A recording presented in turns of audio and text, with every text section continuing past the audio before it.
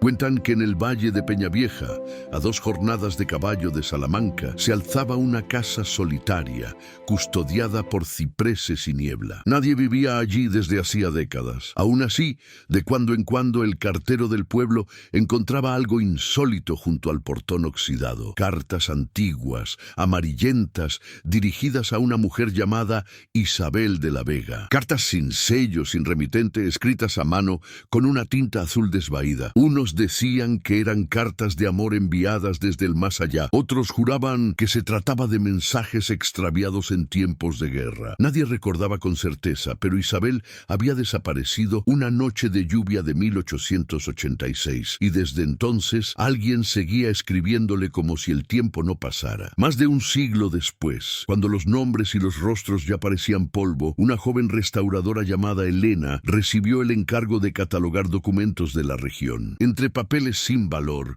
halló una carta que comenzaba así: «Si alguna vez vuelves a mi casa, no busques mi tumba. Busca mi corazón en las cartas que el viento no pudo llevar». En ese instante, sin entender por qué, el pulso de Elena se aceleró. Jamás había oído hablar de Isabel de la Vega, pero el nombre del valle, la dirección y aquella caligrafía le resultaron dolorosamente familiares. Era el comienzo de una historia que el tiempo intentó silenciar, pero que el amor se negó a olvidar. Si te conmueven las historias donde el amor, el destino y la memoria se entrelazan, abre el corazón. Lo que estás a punto de escuchar nació en las colinas de Salamanca, en el corazón de España, donde el viento susurra secretos y las palabras guardan promesas. En 1886, cuando el mundo aún confiaba su destino al papel y a la tinta, 2 almas se unieron por cartas que nunca llegaron. Isabel, hija de un viñador; Diego, soldado y poeta. Vivieron un amor imposible, de esos que la historia protege como un cristal fino, hasta que algo sucedió en aquella casa del valle. Las cartas se perdieron, el amor se desvaneció y los recuerdos quedaron esparcidos como hojas al final del verano. Hoy, más de 100 años después, una nueva mujer encontrará esas cartas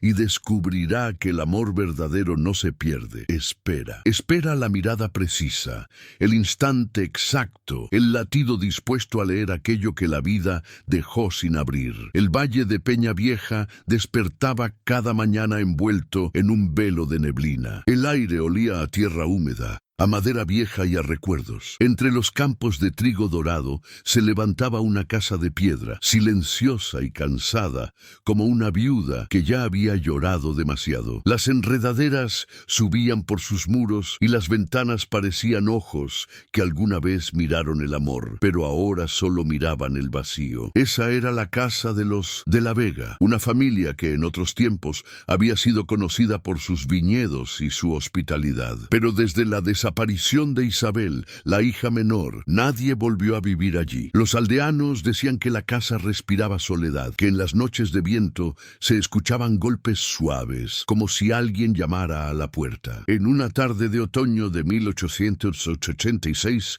el cartero don Fermín, un hombre de manos agrietadas y alma curiosa, encontró un sobre sin sello junto al portón oxidado. El papel estaba húmedo, la tinta corrida, pero el nombre era claro: para Isabel de la Vega, Valle de Peñavieja. Era la 3ª vez en el mes que una carta aparecía allí. Y siempre, el mismo remitente ausente, la misma caligrafía elegante y triste. Don Fermín no sabía qué hacer con ellas. El correo de Salamanca no tenía registro de ese nombre desde hacía años, pero por algún motivo el hombre no podía tirarlas al fuego. Las guardaba en una cajita de madera, convencido de que de alguna manera alguien seguía escribiendo desde el pasado. A 20 kilómetros de allí, en la ciudad, Elena Morales, una restauradora de documentos antiguos, trabajaba entre montones de papeles y el polvo de la historia. Tenía 27 años y una mirada que parecía haber leído demasiadas despedidas. Le fascinaban las cartas. Decía que eran fotografías del alma. Su tarea en el archivo provincial era ordenar correspondencias del siglo XIX, especialmente de familias rurales de Salamanca. Una tarde gris vez, mientras clasificaba un lote de papeles donados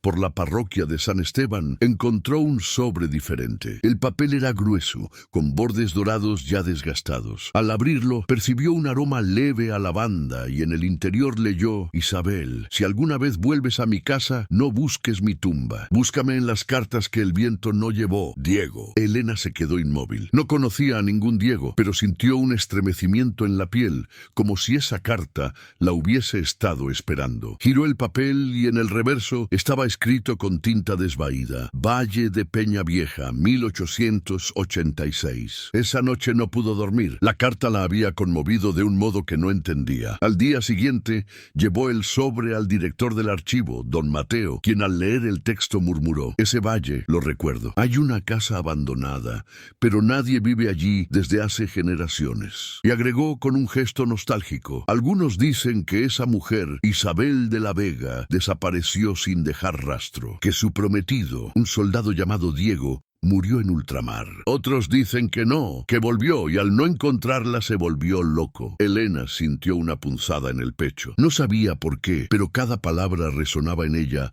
como si recordara algo olvidado. Pidió permiso para investigar más y don Mateo, intrigado, aceptó. Así comenzó su viaje hacia la casa en el Valle de las Cartas Perdidas. El camino era largo y solitario. Las montañas se abrían en suaves colinas y el aire olía a madera y lluvia. Cuando Elena llegó al pueblo más cercano, los pocos habitantes la miraron con curiosidad. Una anciana que vendía pan le dijo en voz baja: ¿a la casa vieja va usted, señorita? Tenga cuidado. Allí el viento trae nombres. Elena sonrió, sin comprender del todo. Solo vengo a estudiar documentos, respondió. Pero su corazón latía demasiado rápido para que la excusa sonara convincente. Subió por un sendero de piedra y al fin la vio. La casa solitaria, rodeada de cipreses, exactamente como la carta la describía. Una corriente de aire movió la puerta y el chirrido sonó como un suspiro. Dentro, el polvo flotaba como nieve dorada en la luz del atardecer. Cada paso crujía sobre el suelo de madera y el silencio parecía observarla. En la sala principal, sobre una mesa cubierta por una sábana, encontró algo que la dejó sin aliento. Una caja de madera con más de 100 cartas, todas selladas con el mismo monograma. Una D entrelazada con una V. Las manos de Elena temblaron al abrir la primera. Eran cartas de amor, de Diego a Isabel. Cartas llenas de poesía, promesas, miedo y ternura. Cada línea era una súplica, un recordatorio, una espera. Amarte fue mi destino, aunque el destino me haya negado tenerte. Si el viento borra tu nombre de las paredes, lo escribiré en el cielo con mi último aliento. Elena lloró en silencio. Era como leer un eco de su propio corazón, como si aquellas palabras hubiesen sido escritas para ella. En una de las últimas cartas, Diego mencionaba algo inquietante: si no vuelvo, deja que el viento guarde mis palabras. Prometo que un día regresaré, aunque sea en otro tiempo. Elena levantó la vista y sintió que la brisa soplaba justo entonces, colándose por las ventanas rotas. Por un instante le pareció oír una voz masculina, suave, distante.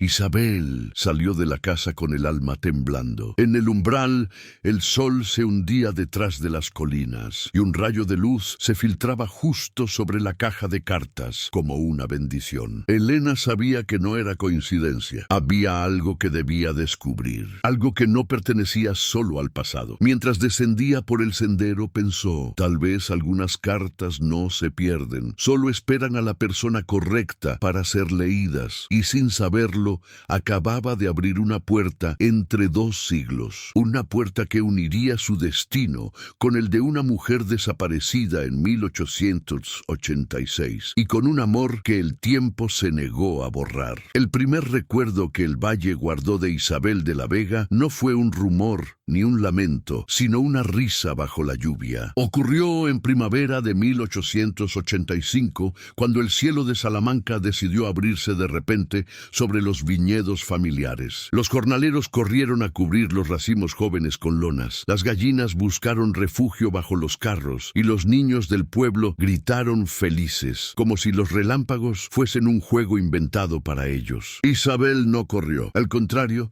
caminó descalza por el corredor de piedra afuera de la casa. Dejó que el agua helada le tocara los tobillos y al levantar la mirada vio al forastero. Estaba empapado, con la chaqueta militar pegada al cuerpo y una libreta que se deshacía con las gotas. Tenía el cabello negro pegado a la frente, un lunar junto a la ceja izquierda y una mirada limpia, como de muchacho que todavía cree que las palabras pueden salvar al mundo. «Se va a enfermar», dijo ella divertida, ofreciéndole el cobijo del pórtico. Él sonrió con timidez, como si no supiera qué hacer con tanta belleza de golpe. «Perdón, busco un lugar donde esperar a que pase la tormenta. Me llamo Diego. Yo soy Isabel». «Vase», respondió ella, apartando con la mano un ramo de glicinas que se había enredado en el quicio. Y entonces, sin pensar, le ofreció una toalla y una sopa caliente, como si en ese gesto hubiera reconocido a alguien que ya conocía de antes. La lluvia tocaba los techos con los dedos de un pianista cansado. Adentro la casa olía a pan, a madera húmeda y a mosto. Don Ernesto de la Vega, padre de Isabel, no tardó en aparecer, serio, con el ceño fruncido de quien ha visto demasiadas cosechas para confiar en extraños. «¿Y este caballero?», preguntó midiendo a Diego de arriba a abajo. «Oficial de intendencia, señor. Paso hacia el sur», respondió él con voz correcta. «El camino me sorprendió». Don Ernesto asintió por pura educación, pero en la mirada depositó una reserva antigua. No era desprecio, era el instinto del hombre que cuida su casa como si fuera una fortaleza. Isabel, que le conocía los silencios, cambió de tema con la delicadeza de quien toca un vaso de cristal. «¿Escribe usted?», preguntó, señalando la libreta. Diego la resguardó bajo la chaqueta como si fuera un animal herido. «A veces. Poemas y bocetos. Nada importante». Isabel sonrió. Le gustaban las cosas que los demás creían nada importante, porque allí se escondía casi todo. «¿Me deja verlo cuando se seque?». Él dudó un segundo y asintió. Y fue así como el valle, que parecía no mirar nunca a nadie, los miró por primera vez, a los dos juntos. La tormenta duró hasta la noche. Don Ernesto insistió en que el forastero durmiera en el granero entre las balas de paja, y Diego aceptó sin chistar. Pero antes de retirarse, al pasar junto al corredor, la vio a ella. Isabel estaba sentada en el escalón, bajo el alero, sosteniendo una lámpara de aceite. El resplandor le daba al rostro una luz de pan recién hecho. Tenía las manos manchadas de tinta. «No sabía que también escribía», dijo él sorprendido. «No escribo», contesto, replicó divertida. «Mi prima vive en Ávila. Me cuenta su vida en cartas interminables y yo le respondo con la mía. Me gusta saber que las palabras llegan». Diego tragó saliva. «A mí me gusta pensar que las palabras alcanzan. Ese diálogo quedó suspendido entre ambos como una cuerda delicada». «¿Y qué dibuja usted?», preguntó Isabel, señalando la libreta que ya había secado junto al fogón. Diego se sentó a 2 pasos y abrió la libreta. Le mostró paisajes torpes, pero sentidos, el perfil de un puente, el ángulo de un campanario, un rostro que se parecía a ella sin que él lo supiera. Isabel lo notó y calló. Afuera, la lluvia era un telón. Adentro, el tiempo se movía más despacio. «¿Puedo?», pidió ella tomando un carbón. «Claro», respondió Diego. Isabel inclinó la cabeza y, con trazos rápidos, dibujó la casa vista desde el portón, los cipreses como guardianes, las ventanas como ojos cansados, el corredor como un brazo abierto. Luego, sin levantar la vista, añadió una sombra bajo el arco, un hombre mirando hacia adentro, como quien duda entre entrar o desaparecer. «¿Quién es?», preguntó Diego en un susurro. «No lo sé», dijo ella, consciente de que había dibujado al propio Diego. «Tal vez es alguien que llega». Él no supo qué hacer con el corazón. Lo guardó, como quien mete un pájaro en el bolsillo esperando que no se escape. A la mañana siguiente la lluvia había dejado sobre los viñedos gotas como perlas. Diego se dispuso a partir, pero don Ernesto lo retuvo un momento. «Los caminos están blandos. Espere al mediodía», ordenó más que sugirió. Diego obedeció. Isabel le ofreció pan y queso en una cesta, y cuando nadie los veía, le enseñó un rincón de la casa que pocos conocían. El cuarto de la colmena, una habitación pequeña al final del pasillo, con ventanas que daban al viñedo. En la pared, un retrato al óleo inacabado, una mujer sentada, el cabello recogido, los ojos mirando algo que no estaba en el cuadro. «Mi madre», dijo Isabel bajando la voz, «murió cuando yo era niña. El pintor nunca terminó el retrato. Mi padre no habló del tema desde entonces. A veces vengo para conversar con ella». Diego avanzó un paso y notó que la mujer tenía la misma inclinación posición de cabeza que Isabel, la misma calma. «Puedo terminarlo», dijo sin pensar, como si la idea le hubiese escogido a él. Isabel lo miró sorprendida. «¿Usted?» «Tengo mano, no talento. Y respeto», respondió Diego. «Puedo intentarlo, si su padre lo permite». La palabra respeto abrió una puerta que ninguna llave hubiera movido. Isabel asintió. Ese mediodía, Diego no partió. Se quedó una tarde, luego otra y otra más, con la excusa del barro en el camino, con la razón verdadera del retrato inacabado. Don Ernesto, al principio receloso, se dejó convencer por la disciplina silenciosa del forastero. Trabajaba con cuidado, limpiaba el pincel 2 veces donde otros lo harían una, y rezaba en voz baja antes de tocar el lienzo. «¿Reza usted antes de pintar?», preguntó Isabel divertida. «No rezo», dijo él. «Prometo». «¿Qué promete?» «No hacer daño donde ya hubo demasiado», contestó. Isabel no preguntó de dónde venía ese demasiado. Intuyó una herida. La casa, que a veces parecía escuchar, suspiró. Con los días, el retrato cobró vida. Diego no intentó inventar lo que faltaba. Observó. Tomó la curva de los labios de Isabel, la luz que el atardecer ponía en sus mejillas, y las trasladó al óleo de la madre. El resultado no fue perfecto, pero tenía algo que los muros reconocieron: amor. «Gracias», susurró Isabel una tarde, cuando él guardó los pinceles. «Gracias a usted por dejarme estar», respondió Diego. «A veces uno no necesita un lugar, necesita un permiso». Fue entonces cuando apareció la primera carta. La trajo don Fermín, el cartero, con cara de no entender nada. «Señorita, esto llegó sin sello y con su nombre». Isabel tomó el sobre. Era un papel grueso, con borde dorado, como los que se usaban para bodas. Reconoció al instante la caligrafía. Era de Diego. Lo miró confundida. «No la escribí», dijo él de pie, como si temiera una acusación. «Lo sé», respondió ella, sintiendo que la piel se le erizaba. «Pero la letra es suya». Abrió con cuidado y leyó: «Isabel, si alguna vez vuelves a mi casa, no busques mi tumba. Busca mi corazón en las cartas que el viento no pudo llevar». «Es su firma», murmuró Isabel, levantando la vista. «¿Ve?» Diego palideció. Aquella D entrelazada con una V no era su sello, y sin embargo, sus dedos sabían que sí. «No entiendo», susurró. «Ese monograma, ¿de dónde?» Isabel, confundida, miró el óleo. En la esquina inferior, casi ocultas por el polvo, las mismas iniciales, D y B. No recordaba haber visto eso antes. Corrieron la tela, la acercaron a la ventana, rubor y sorpresa. El pintor había sido alguien con esas iniciales. «¿Quién firmó el retrato de mi madre?», preguntó Isabel, como si el cuadro pudiera contestar. «Tal vez Diego Valverde», arriesgó él en voz baja al leer el rastro diminuto de pintura. «¿Qué?» «Es un apellido de mi familia, de una rama lejana. Yo soy Diego Valera», pero se detuvo. Algo se acomodó en la memoria como una piedra colocada en el lugar exacto del río. «Mi abuelo hablaba de un pintor en Salamanca, Valverde. Decía que se fue sin despedirse». Las piezas no encajaban todavía, pero el aire de la habitación cambió. Las abejas del muro zumbaron como si confirmaran un dato antiguo. Los días siguientes fueron de oro y espera. Diego seguía trabajando en el retrato, y cada tarde, cuando el sol caía, una carta aparecía en el portón con la misma caligrafía, el mismo monograma. Algunas cartas estaban vacías,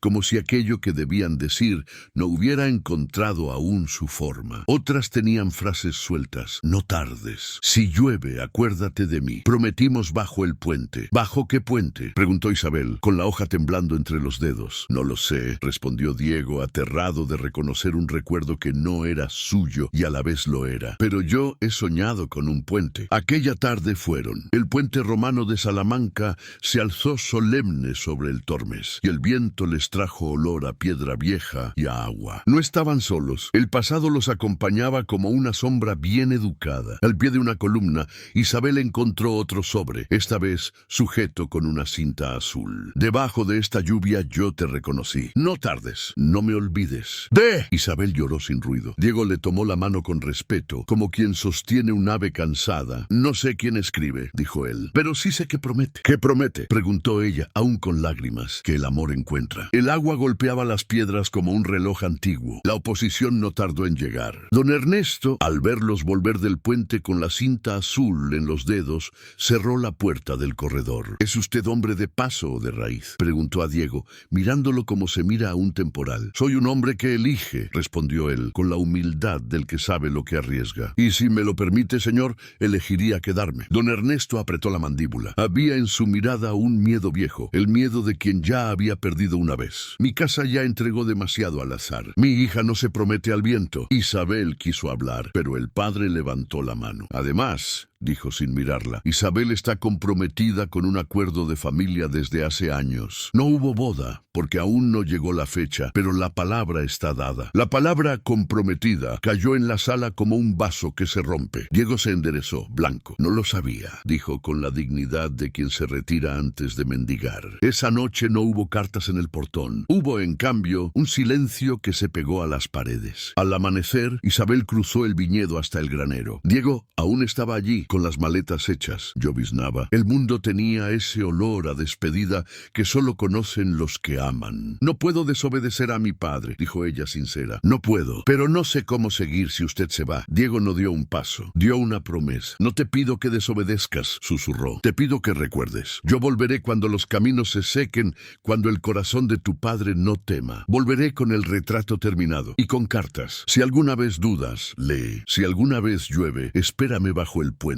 Isabel asintió con los ojos llenos de un sí que no podía pronunciar. Yo también te escribiré, dijo apretando su libreta. Haré que mis palabras lleguen. Y yo haré que alcancen, respondió él con una sonrisa que ya dolía. Se besaron una sola vez, bajo la lluvia, como si el cielo fuera testigo y notario. Fue un beso limpio, de promesa, de honra, de juventud que confía. Luego, Diego partió. Durante semanas las cartas fueron y vinieron. Isabel escribía de madrugada con la lámpara encendida y don Fermín las llevaba en secreto hasta el cruce de caminos. Diego respondía desde posadas, desde cuarteles, desde la orilla de ferias donde recitaba versos por unas monedas. En cada carta un pedazo de ellos, en cada línea la certeza. Hasta que una tarde de noviembre de 1886 todo cambió. Primero faltó una carta, luego dos. Luego, una cinta azul apareció sin sobre, colgando del portón como una señal. Don Fermín juró haber dejado los envíos en el correo de la capital. Juró por su madre difunta que nadie los había interceptado. Pero las cartas no llegaban. Isabel esperó bajo el puente, como habían prometido. La lluvia vino puntual, pero Diego no. Volvió a casa con la ropa pegada al cuerpo y el corazón en la garganta. En el cuarto de la colmena, el retrato parecía mirar con pena. ¿Dónde estás?, susurró ella tocando el borde del óleo. No obtuvo respuesta, solo el zumbido de las abejas detrás del muro, como un rezo antiguo. Esa noche desapareció, no Isabel. Desaparecieron las cartas. El cajón donde las guardaba amaneció vacío. La ventana estaba entornada, el cortinado moviéndose como un alma. Don Ernesto ordenó cerrar todos los postigos y la casa entera se recogió en un luto sin nombre. Al día siguiente, en el portón, una sola carta. El papel húmedo, la tinta corrida, el monograma D entrelazada con B. Isabel la abrió con manos que ya sabían de temblores. Si alguna vez vuelves a mi casa, no busques mi tumba, busca mi corazón en las cartas que el viento no pudo llevar. Elena, muchos años después, recordaría ese mismo texto en la sala del archivo, con el mismo dolor dulce que aprieta y no mata. Pero en 1886, la que lo leyó fue Isabel, y en ese instante decidió. No sabía dónde, ni por cuánto tiempo, ni con qué consecuencias, pero entendió que el amor también se defiende caminando. Antes de amanecer, se puso el chal de su madre, guardó la libreta y, sin hacer ruido, salió. La casa respiró hondo, como si un pulmón viejo se llenara por primera vez. El valle la vio partir hacia el puente romano, hacia la ciudad, hacia la línea del horizonte, donde todos los caminos se vuelven uno. La lluvia, que siempre parece saber más, empezó a caer muy despacio. En algún lugar del camino, Diego también tomaba una decisión. Había recibido rumores, cartas retenidas, un acuerdo de familia precipitado, un novio de conveniencia que la llevaría lejos. Se ató la libreta al pecho, besó la cinta azul y juró volver. Pero al llegar al valle, no encontró a Isabel. Encontró silencio y en el portón una caja de madera vacía. La casa lo miró. Él entendió que las palabras tendrían que aprender a cruzar tormentas. Sacó papel, pluma y escribió la primera de esas cartas que el viento no pudo llevar. La ciudad de Salamanca amanecía con campanas cansadas y mercado de voces bajas. Isabel caminaba con el chal de su madre pegado al pecho, respirando el olor a pan y a lluvia vieja que subía desde las piedras. No sabía exactamente qué buscaba. Tal vez una señal, tal vez un hilo para coser las cartas que el viento había deshilachado. Llevaba su libreta en la bolsa, la cinta azul en la muñeca y esa manera de mirar que tienen las personas que aprendieron a esperar. Primero fue a la parroquia de San Esteban. El párroco, un hombre menudo con ojos de tinta, la recibió en la sacristía. Isabel preguntó por cartas extraviadas. Él negó con la cabeza, pero al oír el apellido de la Vega, ladeó la mirada hacia un armario. Sacó una caja de madera. Dentro, papeles huérfanos, retazos de vidas que nadie reclamaba. Entre ellos, Isabel halló un sobre vacío con el borde dorado, el mismo papel, la misma promesa. En la esquina, diminuta, la D entrelazada con la B. ¿Puede leer esa firma?, preguntó con la voz sostenida por un hilo. El párroco acercó la carta a la luz. He visto ese monograma en retratos antiguos, dijo. Pintores que dejaban la inicial escondida como un latido. En la universidad quizá puedan decirle más. Isabel guardó el sobre. Le temblaban las manos sin ruido. La Universidad de Salamanca levantaba su piedra como un viejo que protege un secreto. En el archivo, un bibliotecario de barba blanca, don Hilario, escuchó su historia con esa paciencia que solo dan los años. Cuando oyó monograma DV, sonrió con una melancolía que parecía de familia. Conozco un nombre, Diego Valverde, dijo abriendo un catálogo amarillento. Pintor discreto, más corazón que técnica. Firmaba a veces DV, a veces no firmaba. Se perdió su rastro hacia 1868. Algunos dicen que cruzó el mar, otros que volvió convertido en otro. Mi madre, susurró Isabel pensando en el óleo inacabado. Alguien comenzó su retrato y lo dejó a medias. Los retratos que no se terminan a veces guardan lo que no se pudo decir, respondió don Hilario con una ternura que apretó la garganta de Isabel. Si ese pintor fue familia de su Diego, tal vez en su casa quede otro rastro. Isabel bajó las escaleras con una sensación de mapa. Ya no tenía solo nostalgia, tenía direcciones. En el valle Diego se había vuelto habitante de la casa. Dormía poco y escribía mucho. Colocó la caja vacía en la mesa del corredor como si fuese un altar y cada mañana dejaba dentro una carta nueva. Al atardecer,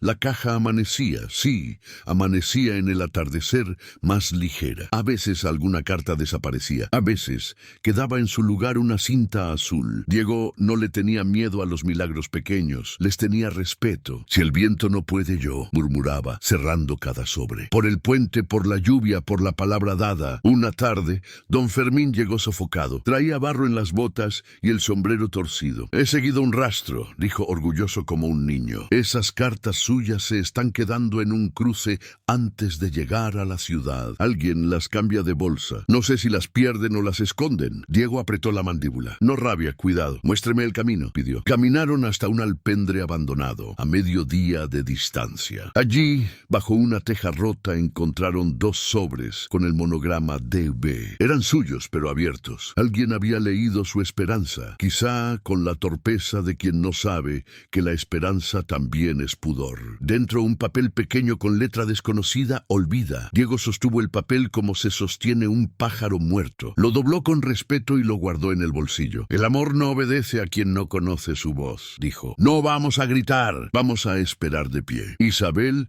caminó hasta el puente romano al atardecer. Le había confiado al Tormes tantos pensamientos que el río ya sabía su nombre. Apoyó las manos en la piedra tibia y cerró los ojos. El viento trajo un olor a carta, ese perfume leve de lino y tinta que tanto duele cuando un amor está lejos. Entonces la vio, una carta atada con cordel fino a la baranda, justo en el lugar donde la piedra forma un ángulo con sombra. No tenía sello, tenía lluvia. La firma imposible de negar, debe. Isabel, si no alcanzan mis pasos, que te alcancen mis palabras. Te espero donde nadie espera, al borde de lo imposible, con la paciencia de un árbol. No creas en manos que te pidan olvido. El olvido no se pide, se impone. vence, y aún así no vence. Bajo este mismo puente te prometí regresar sin herirte. Regreso en mis cartas, limpio, sin ruido, por si tu padre nos mira con ojos de nube. Diego. Isabel apoyó la frente en la piedra. El mundo se le volvió claro. No necesitaba el permiso de ningún dios para recordar. El amor no estaba pidiendo guerra,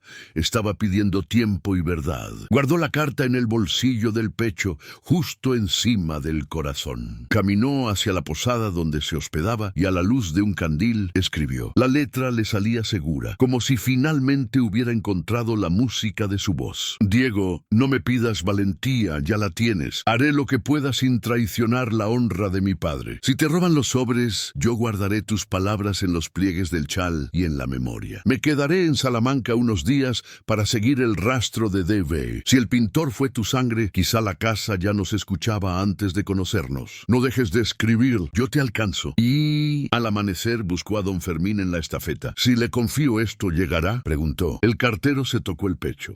Por mi madre, si me cortan el camino lo cruzo. Isabel deslizó el sobre dentro de un libro de oraciones. El cartero lo guardó en el zurrón, entre la ropa, y salió sin mirar atrás. En la casa, el retrato parecía cuidar la sala. Diego había colocado flores silvestres en un vaso bajo el óleo. Hablaba en voz baja, con esa mujer pintada que tenía los ojos de Isabel. No vine a arrancar, susurró. Vine a pertenecer. Si usted pudiera decirle algo a su hija, ¿qué sería? El aire no respondió, pero la puerta del corredor se abrió sola con un gesto de hospitalidad antigua. Diego sonrió. Había aprendido a entender los modales de la casa. Salió hacia el portón para dejar otra carta cuando vio venir, chapaleando barro, a don Fermín. Traía el sombrero con una pluma, detalle de fiesta para dar buenas noticias. Llegó esto, jadeó. Me lo dio una señorita con ojos de lluvia. Dijo que ya sabe leer el monograma. Diego sintió que el cuerpo se le volvía a ahogar. Abrió el sobre con el cuidado con que se abre un destino. Leyó, volvió a leer, besó la firma. Luego alzó la mirada hacia los cipreses. Gracias, dijo a quien fuera y a todos. Esa noche encendió una lámpara en el corredor, como se hacía para que los caminantes no se pierdan. Y escribió la carta más sencilla de su vida. No temas, yo aquí, tú ahí, entre nosotros un puente y un juramento. Si el mundo nos pide ruido, le daremos silencio. Si nos pide prisa, le daremos tiempo. En la ciudad, Isabel volvió a la universidad.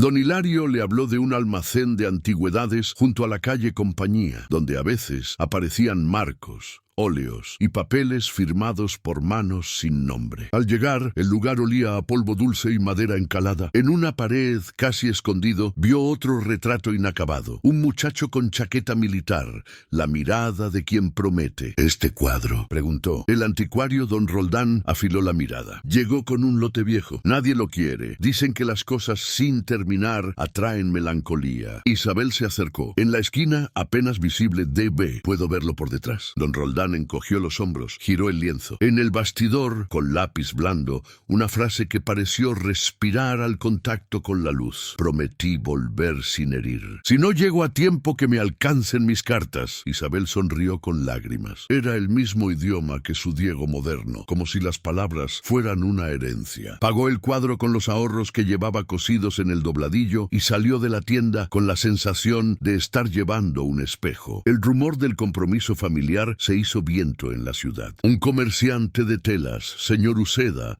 se presentó en la posada con flores formales y un discurso aprendido. Se decía pretendiente antiguo, por acuerdo de honor con don Ernesto. No miraba a Isabel, miraba su apellido. No dudo de su virtud, dijo con una sonrisa de catálogo. La Casa de la Vega se beneficiaría con mi nombre. Y usted, señora, con mi favor. Yo no estoy en venta, respondió Isabel con la voz tranquila. Y mi nombre no necesita sombra. El hombre enrojeció.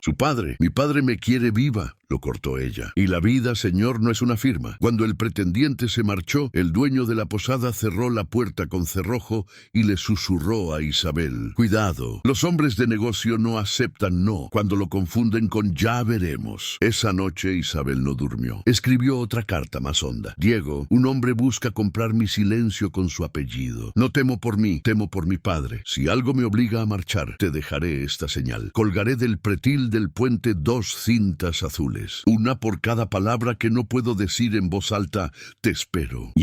Guardó las cintas en el bolsillo y antes del alba caminó hacia el puente. Ató una, la otra la puso en el cabello. La piedra parecía bendecir el gesto. En el valle, Diego soñó con 2 cintas. Se levantó con el pecho alerta y decidió no dejar sola la casa ni un día más. Subió al desván, encontró una manta de su infancia en una vieja maleta, olor a jabón y verano. Luego bajó al corredor y habló con la casa como se habla con una madre. Si alguna vez ella llega mientras yo no estoy, que la reciba la luz. Encendió la lámpara y la dejó colgada, como un ojo tierno en la noche. A media mañana recibió la visita que no esperaba, don Ernesto. El hombre estaba más pálido que la cal, pero su dignidad seguía erguida. Vengo a decirle que no la busque, dijo sin rodeos. Mi hija debe casarse. Así se decidió tiempo atrás. Diego sostuvo la mirada. No había ruego en sus ojos, había verdad. No vine a quitarle el pan, respondió. Vine a aprender a merecer. Si su hija se casa por obediencia, yo aprenderé a respetar su dolor. Si se casa por miedo, me quedaré en esta casa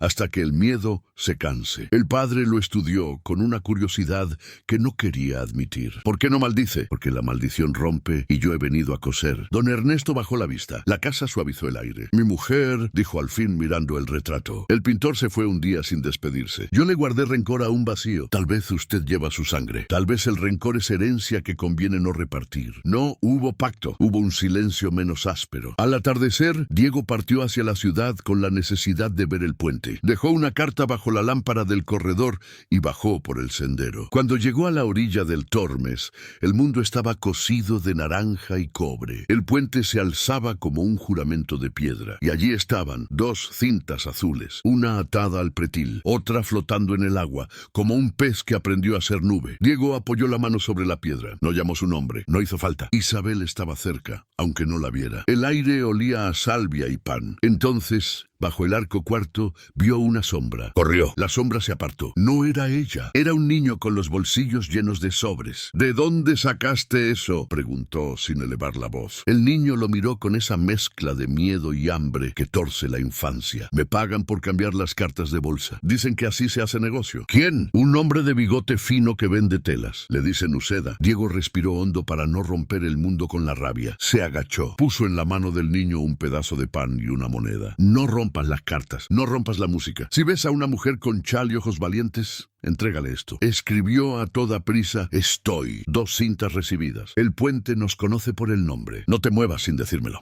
El niño asintió y echó a correr. Diego se quedó de pie mirando el agua. El sol se hundía y las piedras por un instante parecieron latir. Entonces juramos, dijo apenas audible. Juramos no olvidar, no herir, no rendirse. Colocó la mano sobre el pretil, donde la piedra está más lisa por tantas manos antiguas, y susurró, por la casa que nos espera, por las cartas que nos alcanzan, por la lluvia que nos presentó. Yo vuelvo. Y el puente, que había oído tantos pasos de historia, aceptó el juramento con un silencio que parecía un amén. Aquella noche, Isabel recibió la nota del niño en la posada. La leyó con una sonrisa que curaba y con una decisión que nacía. Se acercó a la ventana. La ciudad era una constelación de lámparas humildes. En el cristal, con el vaho de su aliento, dibujó una D y una V entrelazadas. Luego tomó la pluma y escribió 4 palabras que le nacieron como un nombre. Si faltas, te espero. La vida, a veces, se promete en muy poca tinta. Guardó la pluma, recogió el retrato del muchacho con chaqueta militar,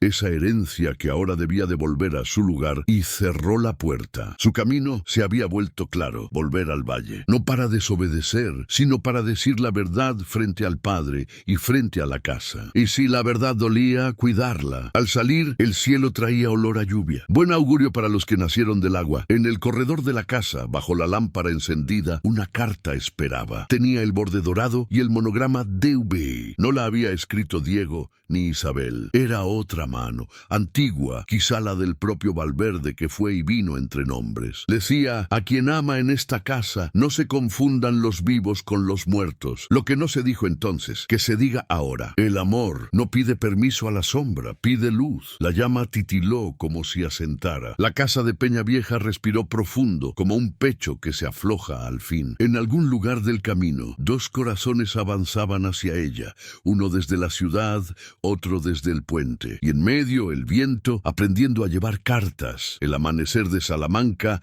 tenía un color de cobre viejo cuando Isabel tomó el camino del valle. Llevaba el retrato enmarcado, una maleta con pocas cosas y la cinta azul aún en el cabello. El aire olía a tierra recién despertada y a promesa. Cada paso que daba hacia Peñavieja era una palabra que el corazón repetía en silencio. Vuelvo, vuelvo. El carruaje la dejó a la entrada del pueblo. Los aldeanos la miraban con esa mezcla de respeto y superstición que se reserva a quienes caminan acompañados de historias. Una niña, la misma que solía vender pan con su abuela, le susurró: «Va usted a la casa del viento». Isabel sonrió: «Voy a mi casa», y siguió subiendo por el sendero, mientras el sol se deshacía en pedazos de luz entre los cipreses. Cuando llegó al portón, la lámpara aún estaba encendida. El cristal temblaba con el aire y el fuego se negaba a morir, como si alguien hubiese estado esperando toda la noche. Isabel apoyó la mano en la madera. Por dentro se oyeron pasos. La puerta se abrió despacio. Era Diego. No hubo palabras, solo un gesto, una respiración compartida,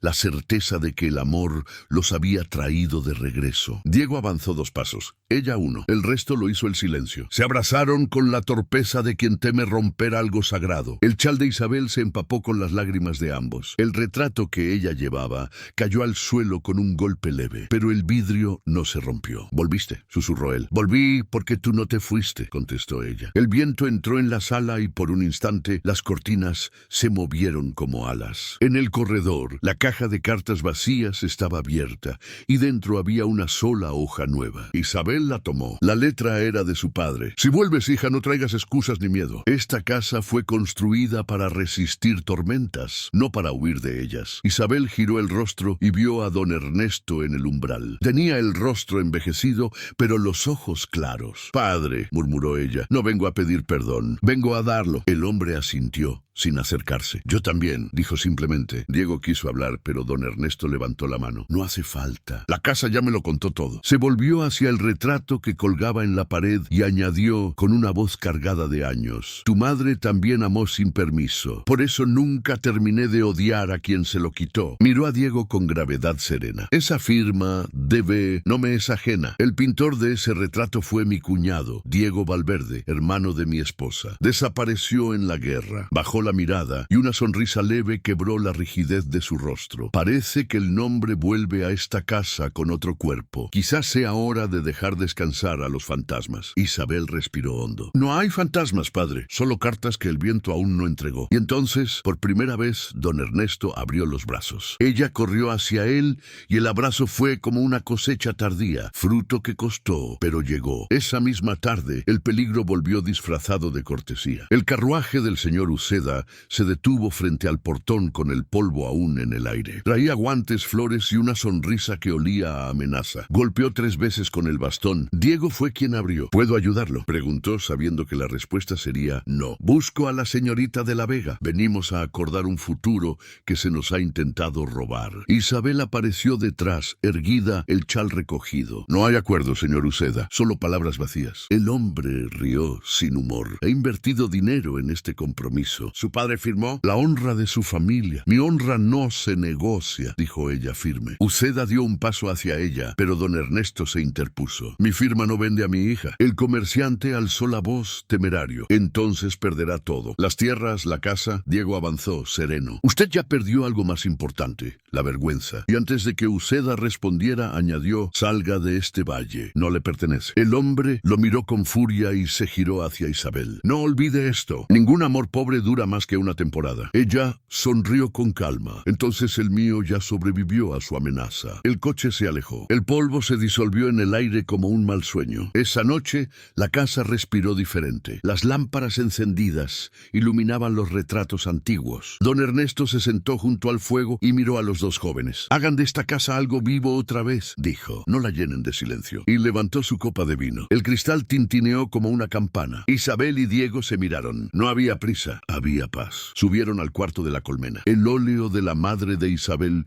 seguía colgado, pero ahora tenía luz. El rostro que antes miraba al vacío parecía mirarlos a ellos. Diego se acercó y tocó el borde del lienzo. «Está terminado», dijo ella. «No lo hice yo». «Quizá lo hizo el amor», respondió Isabel. Sobre la mesa, la caja de cartas se llenó con una brisa que traía olor a lavanda. Isabel abrió la tapa y entre las hojas encontró un sobre nuevo, papel dorado, letra antigua. Dentro, solo una frase: «El amor enseñó a esta casa a perdonar». Elena, muchos años después, leería esa misma frase y sabría que era el cierre de la historia. Pero esa noche, en 1886, fueron Isabel y Diego quienes la entendieron primero. Ella apoyó la cabeza en su hombro. La lluvia empezó a caer. El mundo se volvió suave. «¿Ves?», dijo él. «La lluvia nos conoció antes que nosotros y seguirá conociéndonos cuando no estemos», susurró ella. El fuego del hogar crepitó con ese sonido que tiene la vida cuando ya no debe nada. La casa, al fin, había aprendido lo que el tiempo siempre quiso enseñarle, que perdonar también es otra forma de amar. El valle de Peñavieja seguía igual, los cipreses alineados como guardianes, el aire con aroma a tierra mojada y la casa en pie, envejecida pero serena. Solo habían pasado unos días